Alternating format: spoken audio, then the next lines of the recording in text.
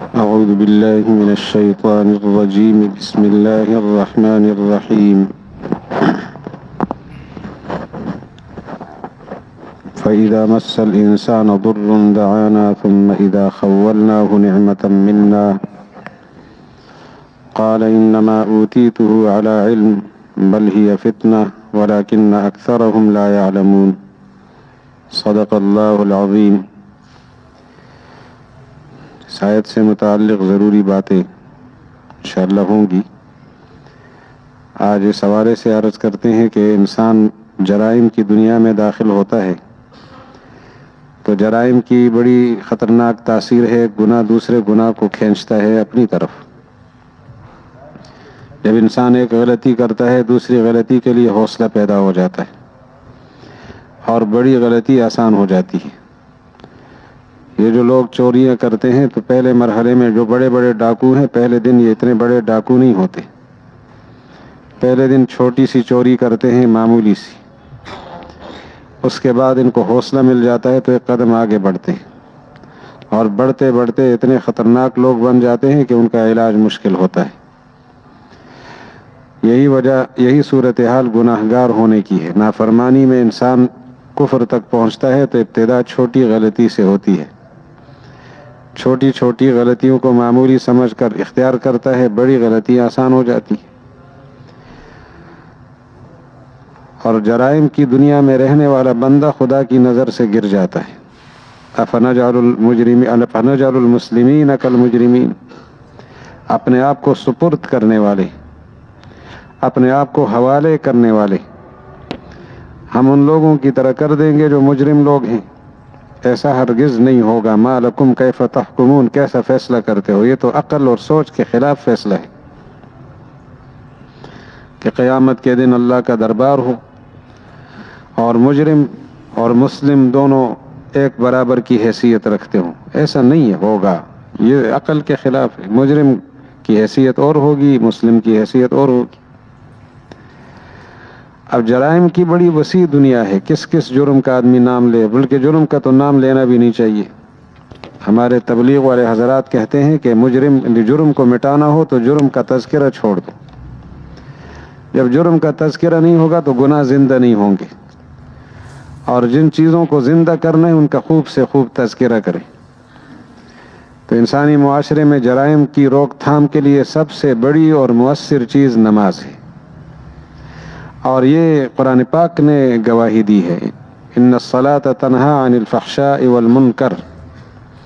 چھوٹے بڑے سارے گناہوں کے راستے میں سب سے بڑی رکاوٹ نماز ہے. تو نماز کو معاشرے میں جب زندہ کیا جائے گا گناہوں کے دروازے بند ہونا شروع ہو جائیں گے اور پورا معاشرہ نمازی ہو.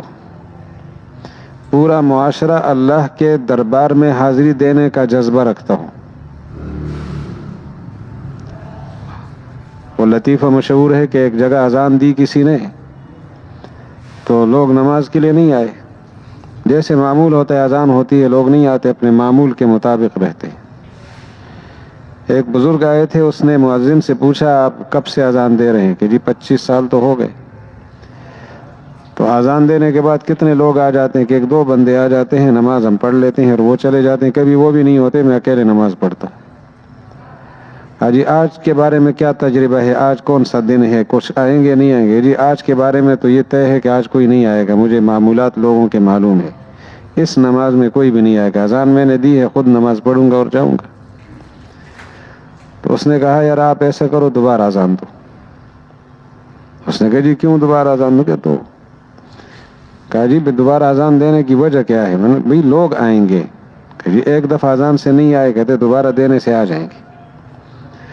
جب اس نے دوبارہ اذان دی، اذان ختم ہونے سے پہلے مسجد بھری ہوئی تھی، محلہ پورا جمع ہے. کیوں 2 دفعہ اذان دی؟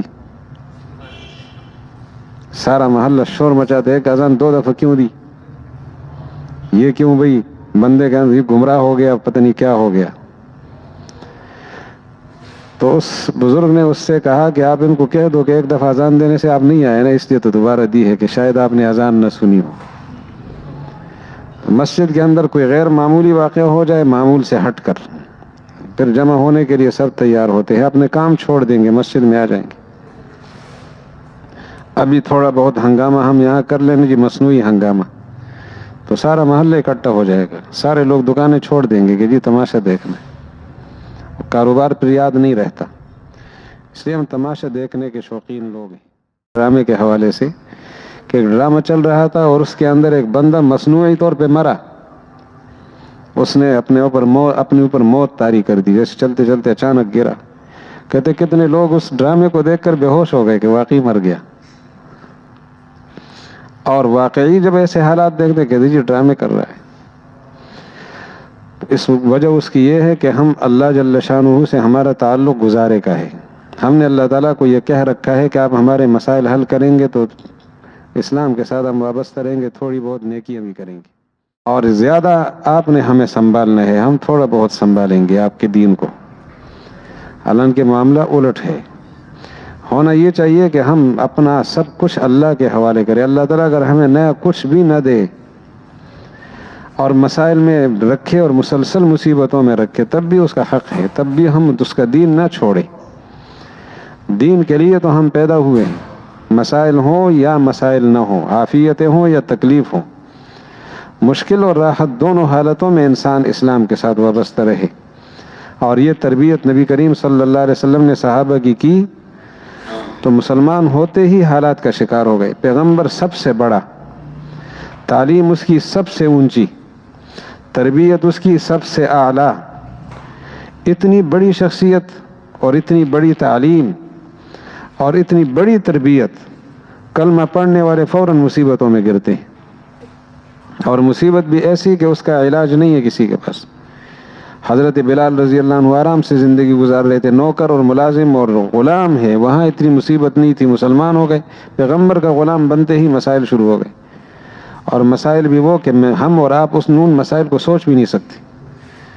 حضرت بلال کا خاندان ہم دیکھیں تو شاید ہم کہیں کہ یہ معمولی خاندان کا بندہ تھا، شکل و صورت ان کی عجیب، خاندانی حوالے سے حبشے کا غلام، جن کی منڈی میں قیمت لگتی ہے اور بکتے ہیں، اور زیادہ قیمت بھی نہیں لگتی ہوگی کہ کیا شکل و صورت تھی ان کی ظاہر میں۔ ان پر جو مصیبت آئی ہے اور انہوں نے دین کے لیے جو مشکل برداشت کی ہے، ہم اونچے خاندانوں کے لوگ ہو کر بھی اپنے آپ کو کچھ سمجھنے والے سوچ بھی نہیں سکتے اس طرح کی مصیبتیں اٹھانا۔ تو رسول اللہ صلی اللہ علیہ وسلم کے صحابہ کی زندگی سے ہم پڑھیں، وہ زندگی معلوم تو کریں۔ ہمارے حضرت استاد جی فرماتے ہیں، مولانا زاہد الراشدی صاحب دامت برکاتہم، کہ ہمارا جدید تعلیم یافتہ طبقہ دین کی معلومات سے بہت دور ہوتا جا رہا ہے، دینی معلومات ان کے پاس نہیں ہوتی، فرضی داستانیں سن لیتے ہیں، ہوائی باتیں سن لیتے ہیں، وہی ان کا دین ہوتا ہے۔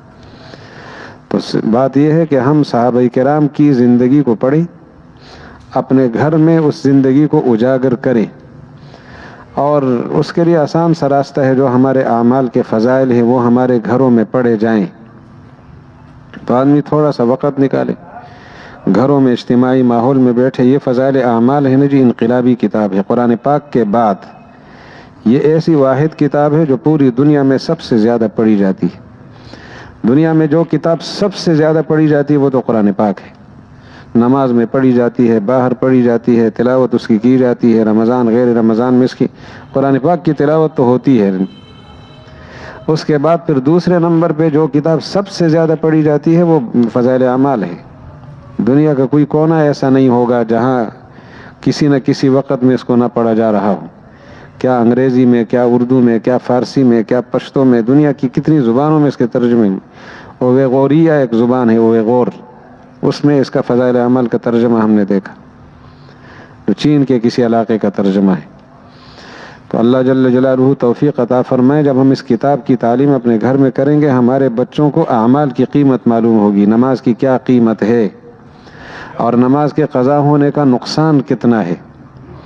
اب ہم سے نماز قضا ہو جاتی ہے، تکبیر اولیٰ فوت ہونے کا کتنا نقصان ہے، ہمیں کوئی اندازہ نہیں ہوتا، اور نماز مل گئی تو کتنے خزانے مل گئے، ہمیں اس کا اندازہ نہیں ہے۔ اگر چینی مہنگی ہو گئی، سب کو احساس ہو جاتا ہے کہ کیسے زندگی گزاریں گے، لیکن نماز ضائع ہو گئی کوئی احساس نہیں ہے۔ تلاوت اگر رہ گئی ہمارے بچے سے، بچی سے، گھر میں تلاوت نہیں ہو رہی، ہمیں کوئی پرواہ نہیں ہے، اور اگر کوئی اور کام، دنیا کا کوئی کام خراب ہو جائے، کتنے ہم پریشان ہوتے ہیں۔ تو ان اعمال کی قیمت ہمارے گھروں میں زندہ ہو جائے گی، اس کے لیے ہم کوشش کریں. پڑھنے والے ہوتے ہیں گھر میں، بچے بچیاں ہوتی ہیں، ایک کتاب پکڑا دیں، سارے جمع ہو جائے، 10-15 منٹ اپنے آپ کو پابند رکھیں. جب سنیں گے تو انشاءاللہ بڑا انقلاب آئے گا. تو اللہ جل جلالہ توفیق عطا فرما دے. بات لطیفے کی ہے کہ رحیم یار خان کے علاقے میں یہ لطیفہ ہمیں وہاں سنایا تھا مقامی لوگوں نے، کہ یہاں ایک فوجی رہتا تھا کرائے پہ محلے میں، اور محلے میں ایک نوجوان تبلیغ کے ساتھ جڑ گیا تو اس نے مسجد میں تعلیم شروع کر دی. کچھ نوجوان ناواقف تھے تو انہوں نے ہنگامہ کیا کہ یہ پتہ نہیں کیا ہو گیا، بد مذہب ہو گیا ہے اور کون سی کتاب پڑھ رہا ہے. تو اسی فوجی کو جا کر شکایت لگائی کہ یہ انتشار پھیلاتا ہے. اللہ کی شان، وہ آیا لاٹھی لے کر سیدھا مسجد میں گھسا، اس نوجوان کو لاٹھی سے مارا اور کتاب ضبط کر کے گھر لے گیا. گھر پہنچا، فون آیا کہ تمہاری ڈیوٹی ہے، فلاں جگہ جانا ہے. کتاب گھر میں رکھی، خود چلا گیا. گھر میں کتاب اس کی بیوی نے اٹھائی، دیکھی، کچھ سمجھ اس کو نہ آئی. بیٹی کالج میں پڑھتی تھی، وہ گھر آئی، اس کو دکھایا، کتاب بڑی اچھی تھی. تھوڑا سا اس نے پڑھا، کوئی واقعہ حضرت بلال کا واقعہ، یہ صحابہ کے واقعات. تو خاتون نے کہا یہ بڑی اچھی کتاب ہے، تم جب کالج سے آؤ نا تو ہمیں اس کو سنایا کرو. کالج سے آ جاتی تھی، کھانا وانا کھایا اور پھر بیٹھ گئی، اور وہ میں بھی یعنی ماں اور بیٹی اکیلی ہے تو وہ واقعات سنا رہی ہے، ماں سن رہی. مہینہ تقریباً وہ فوجی باہر تھا، واپس آیا تو گھر کے اندر مسلح بچھا ہوا ہے اور لوٹا پڑا ہے، نماز ہو رہی ہے. یہ کیا تبدیلی آ گئی ہے، بڑی تبدیلی ہے. اس نے کہا یہ کیا تم مولویوں والی صوفیوں والی عادتیں تمہاری شروع ہو گئی؟ کہ وہ جو کتاب تو لایا تھا اسی میں تو یہی بات ہے. میں کون سی کتاب لایا تھا اس کو یاد بھی نہیں تھا. تو کتاب لایا تھا، میں تو کتاب لایا نہیں ہوں. یہ کتاب کہتا ہے یہ تو میں نے مسجد سے ضبط کی تھی کہ یہ جو مسجد میں انتشار والی کتاب ہے. انہوں نے کہا کیسے انتشار والی، پڑھو تو صحیح. اس نے دیکھی، اپنے گھر کی تبدیلی پہ بھی خوش ہوا. اب مسلمان جتنا بھی گیا گزرا ہو دین پر خوش ہوتا ہے. کتاب اٹھائی، سیدھا مسجد میں گیا، اور وہ جن لوگوں نے شکایت لگائی تھی ایک ضرب لگائی اور کہا ہر نماز کے بعد اس کا لیکچر ہوا کرے گا. ہر نماز کے بعد اس کا لیکچر ہوگا. تو اللہ جل جلالہ نے بڑی تاثیر رکھی ہے، اخلاص کے ساتھ لکھی گئی ہے، اخلاص کے ساتھ پڑھی جاتی ہے، دنیا بھر میں عام ہے. تو انشاءاللہ ہم کوشش کریں گے، انشاءاللہ خود تبدیلی محسوس کریں گے. اللہ تعالیٰ توفیق عطا فرما دے. ربنا تقبل منا انک انت السمیع العلیم وتب علینا انک انت التواب الرحیم. اللہ تعالیٰ ہمارے گناہوں کو معاف فرما دے، ہدایت والی زندگی نصیب فرما دے، گمراہیوں سے نجات عطا فرما دے. اللہ تعالیٰ دنیا اور آخرت کی رسوائیوں سے حفاظت عطا فرما دے. فوت شدہ مسلمانوں کی مغفرت فرما دے. وصلی اللہ علی النبی الکریم.